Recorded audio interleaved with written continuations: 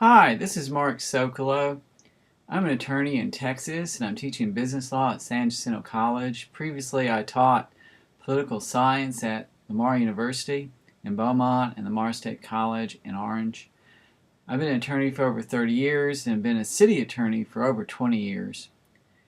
And today we're going to discuss local government.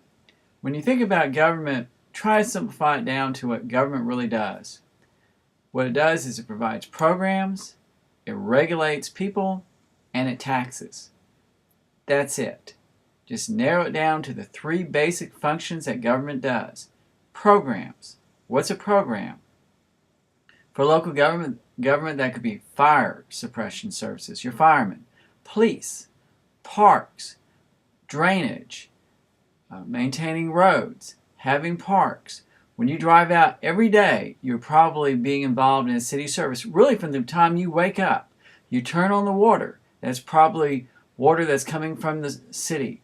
Using the city sewage. You drive out in the streets. Those are probably city streets. When you look at the electricity you have, it's based on city franchises. The speed limits are usually monitored by city police officers. When you look around you, you'll see the city water towers. The parks many times are city parks.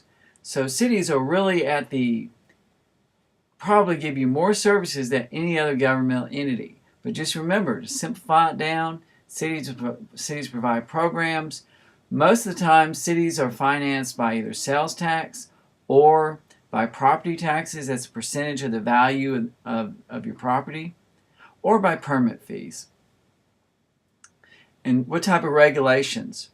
They usually, of course, speed limits, building codes, noise ordinances, zoning, health and safety ordinances, and they're usually Class C, which is really the lowest type of fines that you can get. You won't go to prison for violating a city ordinance. And when you do violate a city ordinance, you go through municipal court. So today we're going to look at one of the budgets of a local city. And we're also going to look at some of their structures. But remember, just try to keep it simple. When it comes to city government, they provide programs, they regulate, and they tax. And that's pretty much true for every governmental entity. Now, cities are usually composed of city councils, which are elected by the residents of the city. They usually have a mayor. Sometimes they have a professional running the city, and it's usually appointed. It's a city manager or a city administrator. And of course, all their meetings are public meetings, except for a few instances where they have executive sessions where are closed meetings, and that's only for limited circumstances, like where they want to talk about litigation. So please enjoy the video. This video is geared for my students in business law. Thank you. Hi, this is Mark Sokolow. Today we're talking about local government. Remember, they provide programs, they regulate conduct, and finally, they tax. Now, under state law, Chapter 791 of the Local Government Code, it gives a list of many of the government functions that cities can have. And so you look at this list, they talk about it's Section 791.003. Government functions include police protection, fire protection, streets, roads, and drainage, parks, libraries, waste disposal, planning, that's your zoning, healthcare and hospital services, that's many times clinics. So this just gives some of the basic functions, but you're going to find, as you look at many of the cities throughout Texas, that some of these are pretty much true of all of them, that they usually provide police, well, they have to provide police, fire protection, either full-time or volunteer. They maintain the roads. They have parks. Many of them have libraries. They have sewage disposal. They also have drainage, and that's right up here. That's pretty big drainage.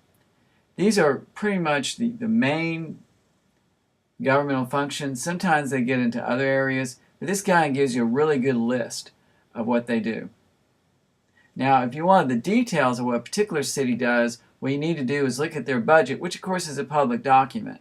So today we're going to look at the city of Webster, Texas's budget, and that'll be the next document.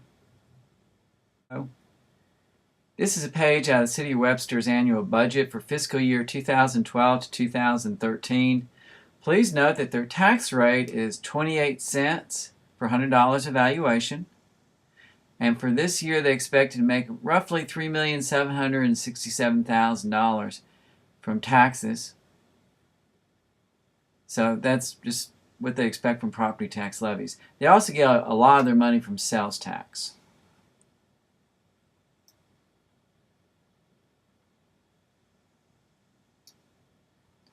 Here's a list of their major taxpayers in the city: Clear Lake Regional Medical Center,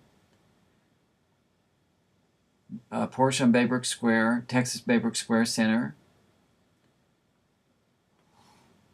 Rockwell International,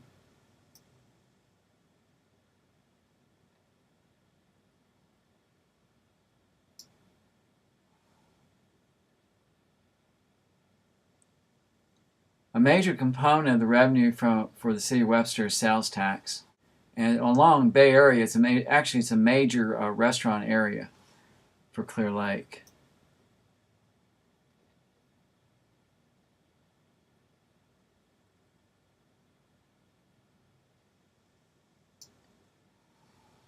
Here's a nice little summary for the city of Webster. They were incorporated in 1959.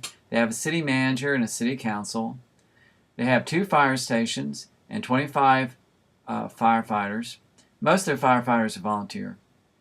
They have 1 police station, 47 police officers. Of course, they have a water division, wastewater division. They have 5 parks, 145 full-time employees and 25 part-time employees. And there's 3,473 people living in the city of Webster. What's interesting enough, they show only 225 people voted in the last municipal election.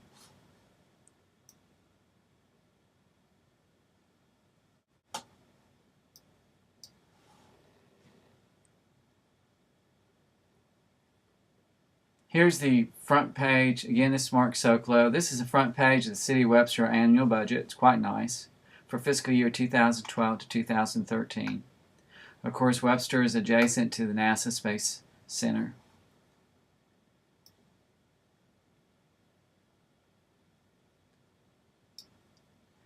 Like most cities in Texas, their fiscal year is from October 1st, 2012 to September 30th, 2013. Here's their mayor, Mayor Myers, and their 6 other council members.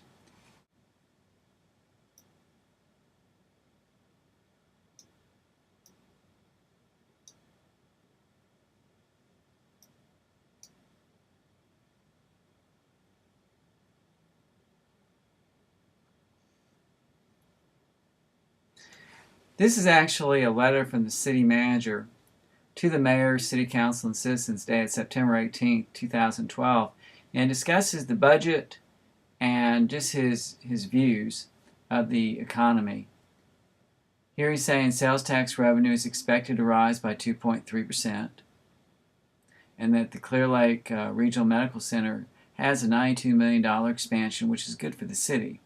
Their budget is $33,702,520. They need to match their revenues to their expenditures, and that's what they're doing. They expect revenues of over $33 million, and of course they plan to expend roughly the same amount of $33 million.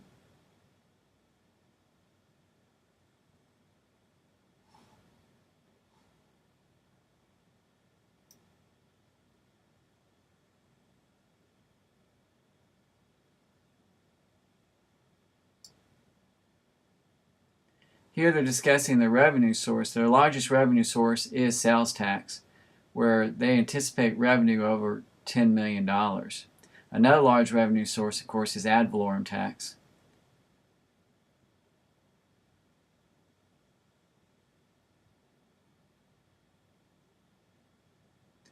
Their tax rate is roughly 28 cents per $100 of valuation.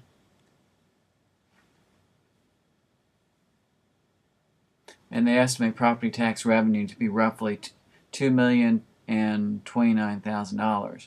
They expect municipal court fines and fees to be roughly $1 million and construction permit fees to be roughly $197,000. So in some respects, a city is a little bit like a business. They look at their revenue and they look at their expenditures.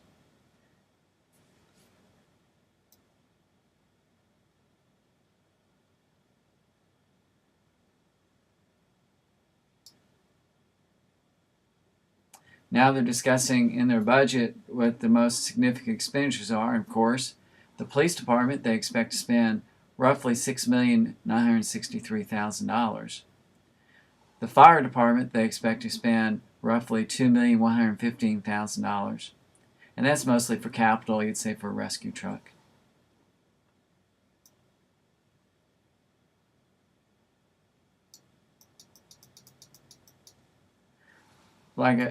When it comes to public works, of course, they maintain the streets, landscape parks. They expect to spend roughly $2,773,000. Again, what they do here is they're basically going over their programs. They're saying we have over a $30 million budget, and this is how we expect to spend the money. On community development, that's roughly over $1,500,000. That's like land use planning, building permitting, code inspection, or code enforcement.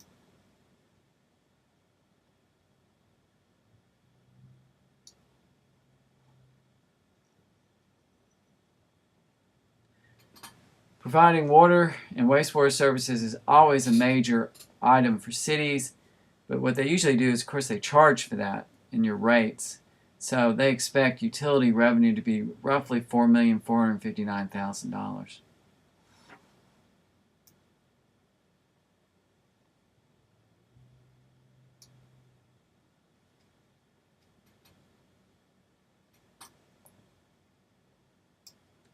Again, when you look at cities, always try to get it down to the basics. They provide programs, fire suppression, police protection, drainage, water service, wastewater service and treatment. They also usually provide garbage pickup. And they have parks. These are many of the basic services that local government has. In a few minutes, we're going to have a few videos of some of these services. And thank you for viewing this video. Okay.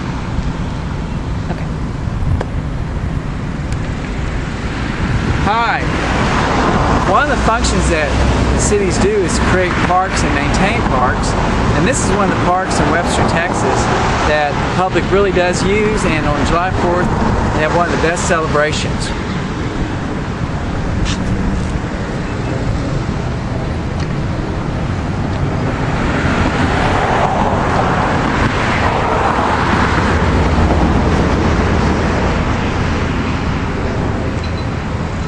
Another function of government and of cities is they actually maintain the streets.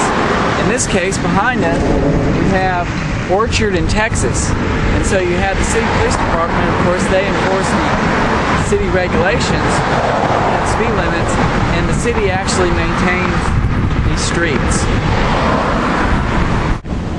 Cities provide numerous services to its citizens. They include fire suppression, police, maintenance of the roads, drainage, and one of the services that cities or their affiliated utility districts do is provide water services. Behind us is the water tower that serves the residents of Webster, Texas.